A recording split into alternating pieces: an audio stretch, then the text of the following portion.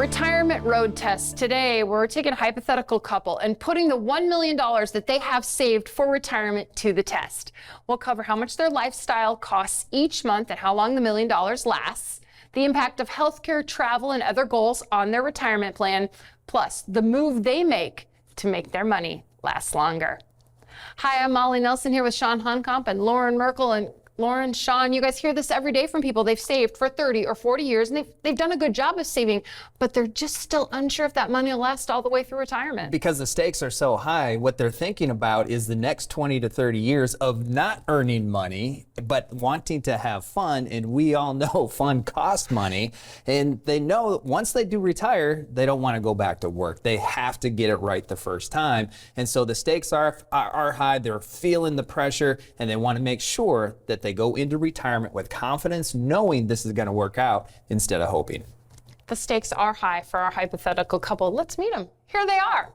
Tom and Sandy. Tom and Sandy are going on our retirement road test trip today. So let's introduce the couple. Lauren, first tell us a little bit about Tom and Sandy. Yeah, Tom and Sandy, they're age 65, so they have been working now for over 40 years. Do they have to retire at 65? No. Do they really want to retire at age 65? Absolutely, ready. They are ready. Tom and Sandy have been working a long time. They say, let's go have fun with the grandkids and the kids and do some of the things that they've been dreaming about for a long time. The time is right. However, are the financials right? Does the plan work? They do have $1 million saved for retirement assets because they've always heard you save $1 million at age 65, that should work. They're not confident, but they heard it should work, so does it? They also have a home, and they have $1 million of equity in their home, so their total net worth from a retirement standpoint is $2 million. And now Tom and Sandy are on that doorstep of retirement. They're starting to plan now for what this retirement journey is going to look like. Part of that planning includes identifying what you're going to need to and want to spend in a typical month. Tom and Sandy have identified that their typical monthly lifestyle is going to cost them $6,500 each month. That's kind of for their basic lifestyle. It's the utilities, it's the shopping, going out to eat, the things that are going to be required for someone to pay for and spend in a typical month. But now they also have to start thinking about these other expenses that are part of this stage of life. So they've identified what their healthcare expenses are potentially going to be. So they're planning for and accounting for $7,200 each year for each of them for healthcare premiums and potential doctor visits. But it's the other areas, it's these golden years, but now they're also planning for some travel that they're going to want to take. They know they want to take some of these bigger trips, so they're going to figure in and account for a budget within their total expenses for some of these big trips that they're also going to want to take during these go-go years. And the budget for the big trips is about $24,000 for the year. So if you add up all of those expenses, we are going to get north of $10,000. And that does not include just the fun stuff, right? Some of the special things for the grandkids and all that stuff that really is hard. What we find in practice, it's really hard for people to put a monthly dollar amount around that kind of stuff because things creep into the budget. Things happen and extra expenses do take place.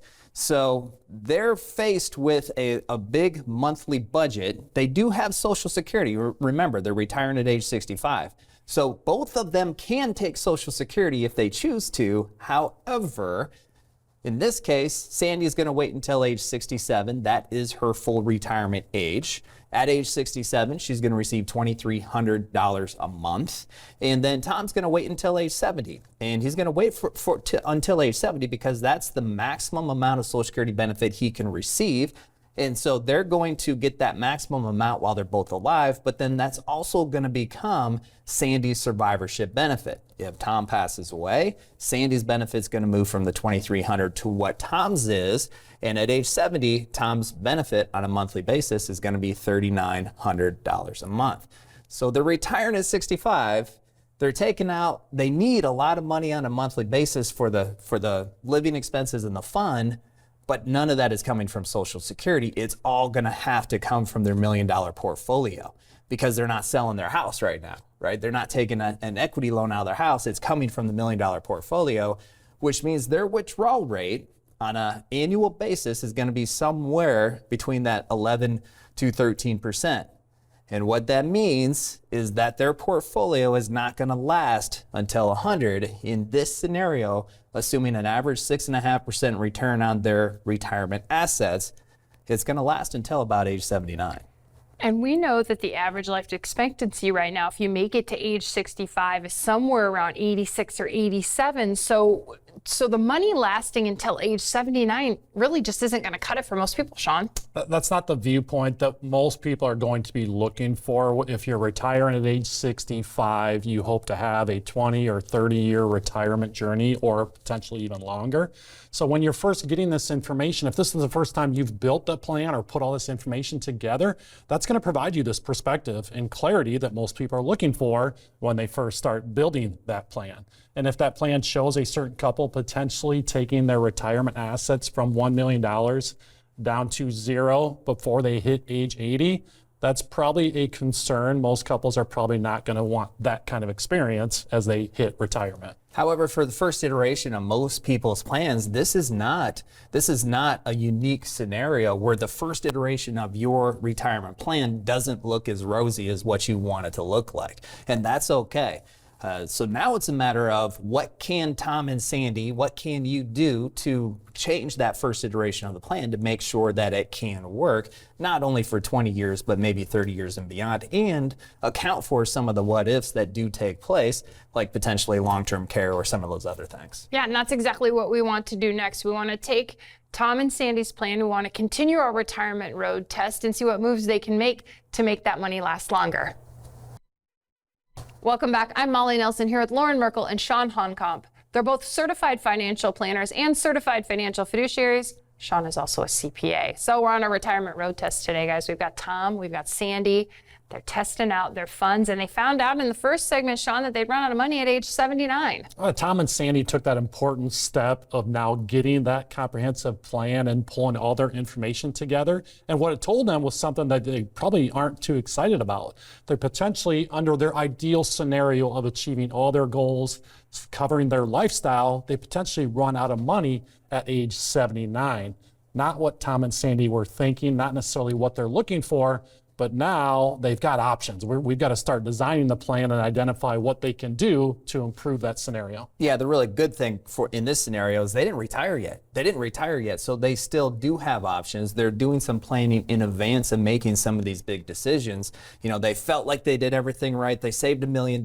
They don't have a mortgage. They don't have debt. They waited until, or they're planning on waiting until 65 when they're Medicare age, right? They feel like they did everything right. Those initial results didn't feel great. So now what can they do? Okay, so I've got some scenarios. You might not like them, but there's scenarios, or they might not like them. Tom and Sandy might not like them, but they are the kinds of things that people consider when they get this kind of news that the money's not going to last as long as they want it to. So scenario number one, they can work longer. So here's what we're putting to the retirement road test. They could delay retirement by 3 years. Their portfolios would grow, of course, and their Social Security benefit would increase. And the impact here is $1.2 million more at age 89. But they had to work 3 years longer. They had to do the number one thing they didn't want to do. Remember, they were ready to retire. They'd been working for over 40 years. They were ready to do something different. Another 3 years added on to their careers seems like a couple lifetimes, and they're not really excited about that. It is an option that they needed to explore, however. So now they've explored that options. They see at age 89 they have $1.2 million instead of running out of money at 79. So optimistically, they're feeling better, but it does involve another 3 years of work, which is really not on the realistic docket for them. Okay. And for Tom and Sandy, we have this conversation all the time that when they're making this decision, they've got to be emotionally ready and financially ready.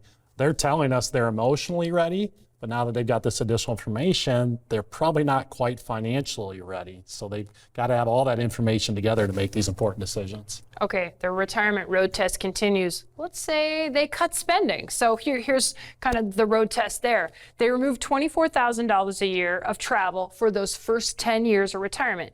This does improve their outlook, But again, this isn't enough alone when it comes to Sandy and Tom's retirement road test. Yeah, the $24,000 a year cut out of their expenses doesn't move the needle enough for Tom and Sandy to say, hey, that is a realistic idea. Plus, they really love the idea of traveling. They want to be able to travel, even traveling with the grandkids occasionally.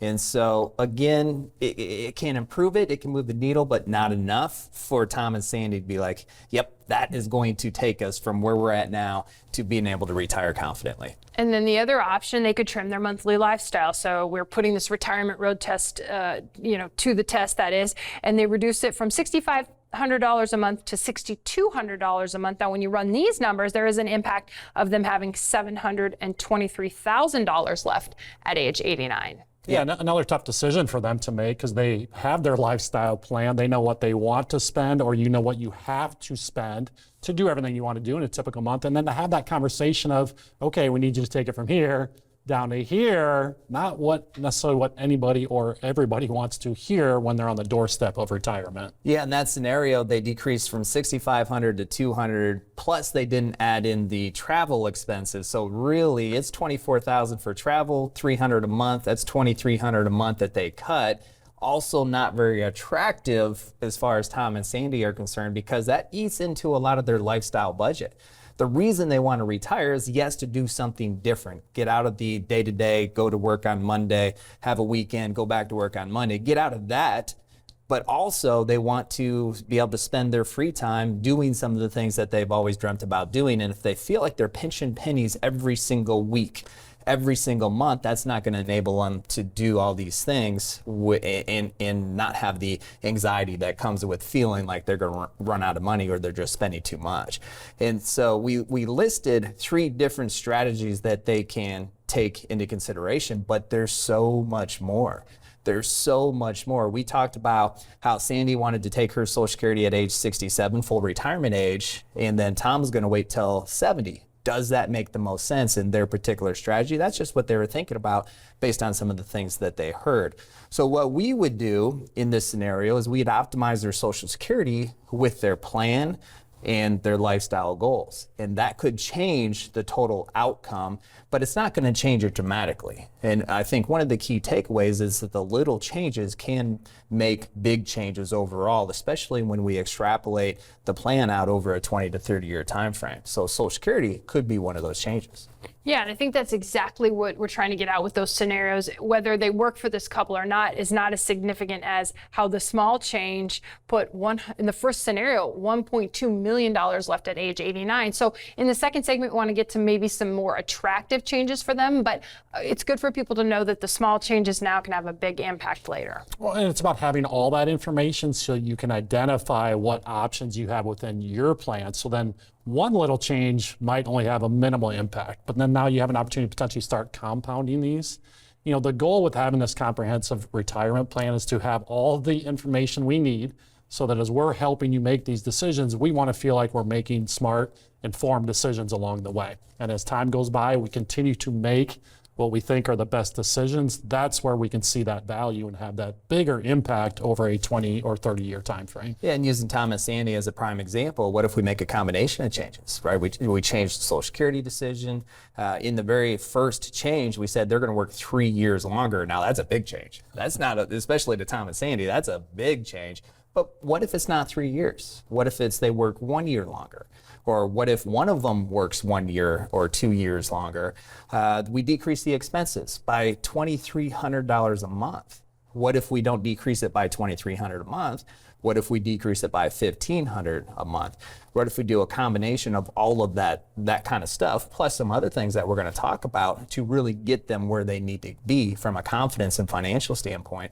All of those things are things that we should be and we do look at in these scenarios to make sure that whatever it is they're planning can work. So one small change can make a big difference. So one phone call, one conversation with a retirement can make a big difference. You can talk to people in a retire ready, call Sean and probably give them some action steps at age 55 or older that can really make a big difference in their retirement. Maybe the most important thing Tom and Sandy did was take that step one towards getting a comprehensive retirement plan. And that's what we help so many people do with our first touch point, the Retire Ready call. We can easily think about and talk about whatever questions and concerns people have at any given point.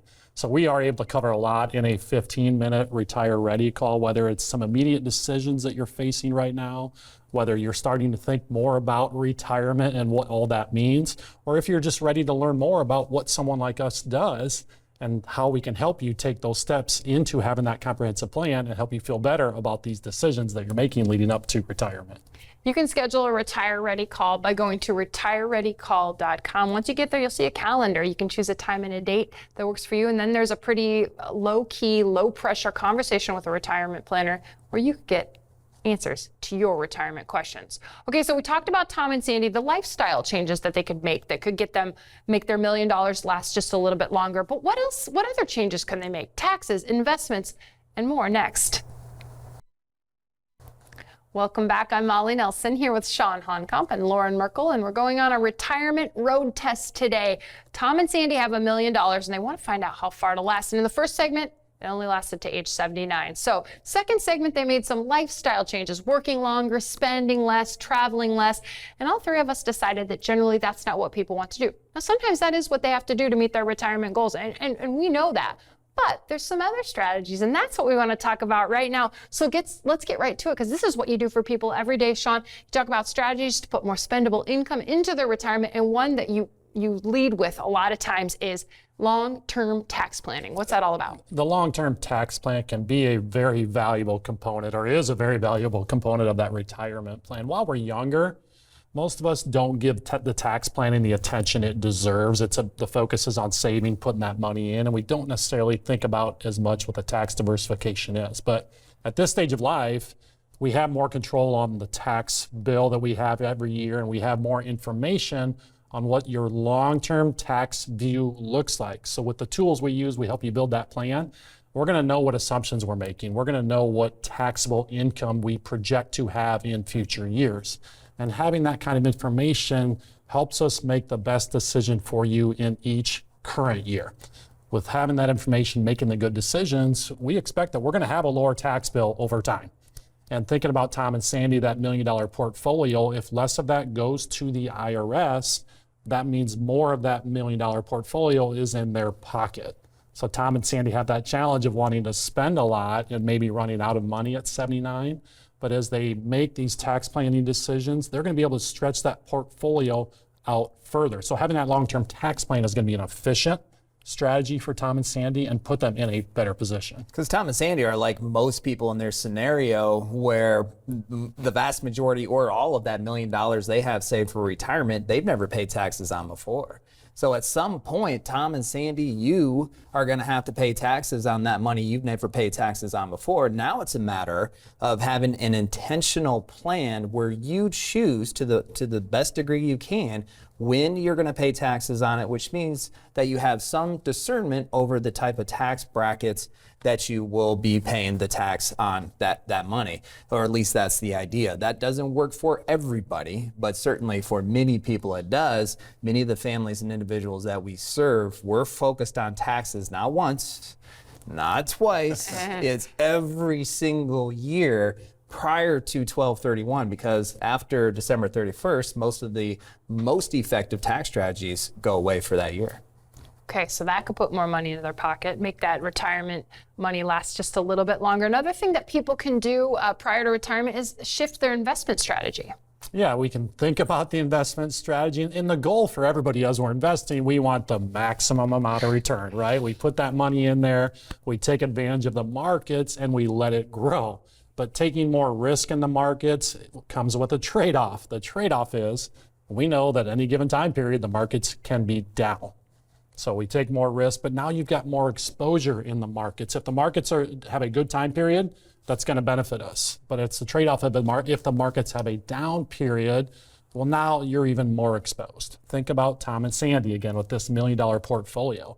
In the original scenario, they were assuming a 6.5% average rate of return in the markets.